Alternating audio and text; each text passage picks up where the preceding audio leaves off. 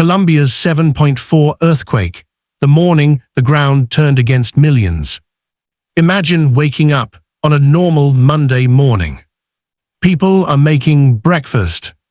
Parents are getting their children ready. Shops are opening. Commuters are preparing for work. And then, without warning, the ground begins to move. At first, it feels unreal. A strange vibration.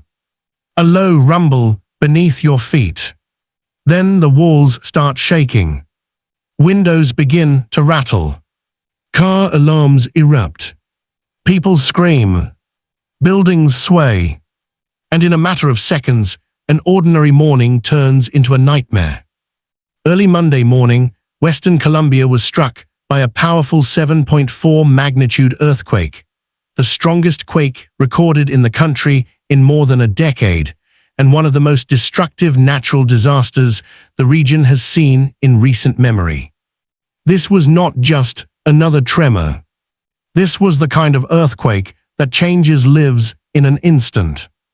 The kind that leaves families buried beneath rubble, cities in panic, hospitals overwhelmed, and entire communities terrified of what might come next.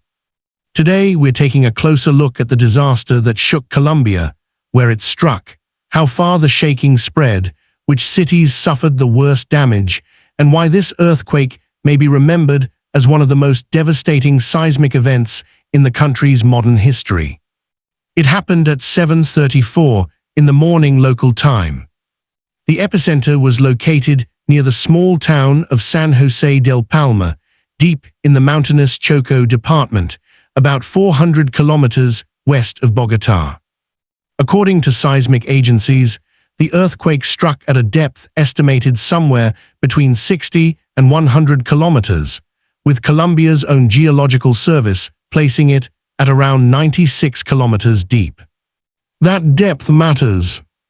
Deep earthquakes don't always produce the same type of surface destruction as shallow ones, but in this case, the energy released underground was so intense that it sent violent shaking across an enormous section of the country. What made this event especially alarming was not just its magnitude, it was the sheer reach of the shaking. Millions of people felt it. From the epicenter in Western Colombia to major cities far beyond it, the quake was felt with terrifying force. In Bogotá, alarms sounded across office towers and apartment buildings as frightened residents ran out into the streets. In Medellin and Cali, people reported intense shaking, confusion, and panic as furniture shifted, walls cracked, and structures trembled around them. For many, the first thought was simple. Is this really happening? And then came the second thought. How bad is it going to get? The shaking didn't stop at Colombia's borders. Reports quickly emerged that the earthquake had also been felt in parts of Ecuador and Venezuela, highlighting just how far the seismic waves had traveled. Experts estimated that more than 2 million people were exposed to very strong shaking, enough to cause significant fear, damage, and in the worst-hit areas, collapse. This was no isolated event in a remote area. This was a national emergency unfolding in real time. And as the first videos began appearing online, the scale of the disaster became clearer. People could be seen flooding into streets in their pajamas, clutching children, crying, calling relatives, and staring upward at buildings they no longer trusted. Sirens echoed through neighborhoods. Dust filled the air in some cities. In others, the silence that followed the first shock was just as terrifying. Because after the shaking ends, the waiting begins. Waiting to see if your loved ones are safe. Waiting to see if your building will hold. Waiting to see if another shock is coming. The worst destruction appeared to be concentrated in the western and central regions of Colombia, particularly in the country's famous coffee-growing zone, the Eje Cafetero. One of the hardest-hit cities was Pereira, capital of the Risaralda department. Local authorities there reported some of the highest confirmed fatalities. Officials described the structural damage as extremely serious, with buildings suffering major failure and rescue teams scrambling to reach victims trapped beneath debris. What had started as a normal weekday morning in Pereira became a scene of devastation. Concrete collapsed. Facades gave way. People were buried. And emergency crews were suddenly forced into a desperate race against time. Because in the aftermath of an earthquake, survival is often measured in minutes. The first hours are critical. The first sounds from beneath the rubble are critical. The first rescue windows are critical. And every delay can cost lives. In Manizales, in neighboring Caldas department, another shocking scene unfolded. One of the city's most recognizable historic landmarks, the tower of its cathedral, partially collapsed during the quake. The image was powerful and haunting. A towering symbol of history and identity, reduced in moments by the force of the earth beneath it. For many watching, that collapse became one of the defining images of the disaster, not just because it showed destruction, but because it captured something deeper, the brutal reality that even the strongest and most enduring structures can be brought down in seconds. If a cathedral tower can fall, people begin to wonder, what about homes? What about schools? What about hospitals? What about the building I'm standing in right now? That is the psychological force of an earthquake. It doesn't just damage concrete. It destroys certainty. Closer to the epicenter, conditions were even more severe. The town of San Jose del Palma, with a population of only a few thousand people, was among the areas that absorbed some of the most intense shaking of the entire event. Local officials warned of serious structural damage, multiple injuries, and growing concern for isolated mountain communities that were difficult to reach quickly. In disasters like this, some of the worst-hit places are often the hardest to assess. Roads may be damaged. Communication lines may be down. Remote villages may remain cut off for hours. That means the first death toll is rarely the final one. And that uncertainty can be terrifying. Because while headlines report initial numbers, families on the ground know that the true scale of loss is often still hidden, buried under collapsed buildings, blocked roads, and silence from places rescuers have not yet reached. In the nearby town of Nuestra, local officials described the quake as the strongest earthquake in the town's recorded history. Hospitals and health centers were quickly overwhelmed by the number of injured arriving for treatment. People with cuts, fractures, head trauma, and shock poured into facilities already struggling to cope. Medical staff had to work under pressure, making split-second decisions, stabilizing the critically injured, and trying to manage chaos with limited resources. And this is another hidden side of major earthquakes. The disaster does not end when the ground stops moving. In many ways, that is when the real crisis begins. Because after the collapse comes the rescue. After the rescue comes the treatment. After the treatment comes shelter. And after shelter comes the long, painful process of rebuilding lives. In Cali, Colombia's third-largest city, reports indicated that multiple buildings had collapsed and that people were trapped inside. Rescue crews rushed to the scene, working through debris to free survivors. Witnesses described watching clouds of dust rise over the city skyline as structures gave way. Some stood frozen in shock, others shouted names, some simply stared at the rubble, waiting for any sign of movement, any voice, any indication that someone inside was still alive. Earthquake rescue is brutal work. Every slab of concrete must be lifted carefully. Every unstable wall is a threat. Every aftershock can turn a rescue site into a second disaster. Rescuers listen for tapping, for breathing, for cries beneath the wreckage. And in those moments, the difference between life and death can come down to a sound so faint that everyone must stop and listen. As the day went on, the death toll continued to rise. Early estimates were lower, as they often are in the immediate aftermath of a large earthquake.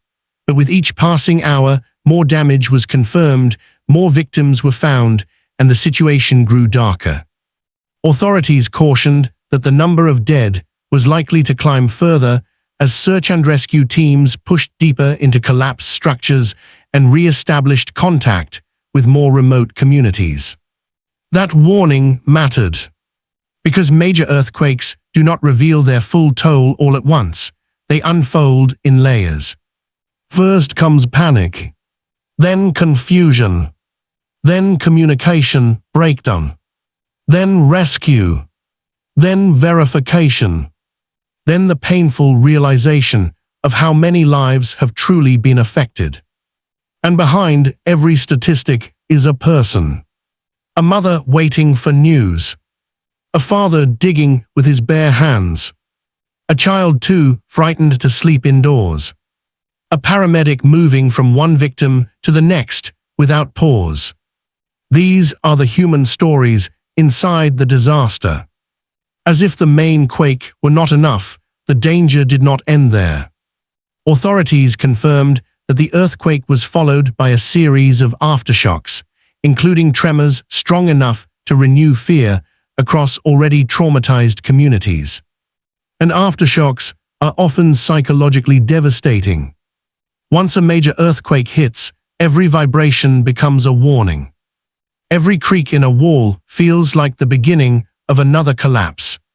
Every second indoors becomes a gamble. Families who had fled their homes hesitated to return. Many remained outside, gathering in open areas, streets, parking lots, and public spaces, afraid that another wave of shaking might bring weakened buildings down. Emergency officials urged residents to stay away from damaged structures until they could be inspected. Because many buildings survived the first shock only to fail during the next. That is one of the cruelest features of earthquakes. The fear keeps coming back. In Bogotá, the capital, the story was different, but still deeply alarming. The city felt strong shaking, alarms sounded, residents evacuated buildings, streets filled with anxious crowds, but compared to the western and central regions of the country, Bogotá escaped the worst of the destruction. There were reports of some cracks and minor damage in select buildings, but no widespread catastrophic collapse. That relative luck allowed the capital to do something crucial: redirect resources. With Bogotá spared the most severe impact, officials were able to focus personnel, supplies, and emergency support toward the areas suffering the greatest losses. And in disasters like this, that shift can save lives. Because no city survives alone. When one region is hit, the rest of the country must respond. And that response was already beginning. The earthquake also prompted an immediate international reaction. Governments and organizations from across the Americas, Europe, and beyond expressed solidarity and offered support for Colombia's rescue and recovery efforts. But while international assistance matters, the first line of response is always local. Firefighters, medical workers, police, civil defense teams, volunteers, neighbors, ordinary people often become the first rescuers. Someone brings water. Someone carries the injured. Someone clears debris. Someone comforts a stranger who has just lost everything. In moments of catastrophe, humanity reveals itself in its rawest form. Yes, there is fear. Yes, there is grief. Yes, there is helplessness. But there is also courage. There is sacrifice. There is resilience. Experts were quick to remind the world that Colombia sits in a geologically active region influenced by the Pacific Ring of Fire, a massive seismic belt surrounding the Pacific Ocean where tectonic plate movement triggers many of the world's strongest earthquakes and volcanic eruptions. In other words, Colombia lives with seismic risk. But knowing the risk is not the same as living through the event. People may understand earthquakes in theory. They may know emergency drills. They may recognize fault lines on a map. But when the ground truly begins to move beneath you, violently, suddenly, without mercy, all of that knowledge becomes personal. And the questions change. Not what is the magnitude, but where is my family? Not how deep was the rupture, but can anyone hear us? Not will there be aftershocks, but do we go back inside or stay out here all night? That is the reality of a major earthquake. It transforms science into survival. And perhaps that is the most important thing to remember. This disaster is not only about numbers, maps, and seismic data. It is about people. People who woke up expecting an ordinary morning. People now searching for loved ones. People sleeping outside because they are too afraid to go home. People standing in hospital corridors waiting for updates. People staring at ruined buildings and wondering how they will begin again. An earthquake lasts seconds. Its consequences last months, sometimes years. Homes must be rebuilt, infrastructure repaired, communities stabilized, trauma treated, lives restarted. And not everyone gets to restart in the same way. Some rebuild with scars. Some rebuild with loss. Some never fully recover at all. As rescue operations continue across cities like Pereira, Cali, Manizales, and Quibdó, hope and uncertainty now exist side by side. Hope that more survivors will be found. Hope that the injured will receive care in time. Hope that isolated communities will be reached. But also uncertainty. Uncertainty about how high the final death toll may rise. Uncertainty about the full extent of the structural damage. Uncertainty about whether more aftershocks will strike in the days ahead. For now, Colombia remains on alert. And millions remain shaken, not just physically, but emotionally. Because when the earth turns violent, it leaves behind more than rubble. It leaves fear. It leaves grief. It leaves questions. But it also leaves something else. Proof of human strength. Proof that even in the middle of chaos, people run toward danger to save others. Proof that communities can come together under unimaginable pressure. Proof that resilience is not a slogan. It is something lived, moment by moment, under the weight of disaster. This 7.4 magnitude earthquake will be remembered not only for how strongly it shook Colombia, but for what it revealed. It revealed how vulnerable cities can be, how fragile daily life really is, how quickly normal can disappear. But it also revealed courage. The courage of rescuers digging through shattered concrete. The courage of doctors working beyond exhaustion. The courage of families refusing to give up hope. The courage of survivors stepping forward into an uncertain tomorrow. And as the country continues its search, its rescue, and its recovery, one truth remains painfully clear. Earthquakes may strike in seconds, but the marks they leave can remain for a lifetime.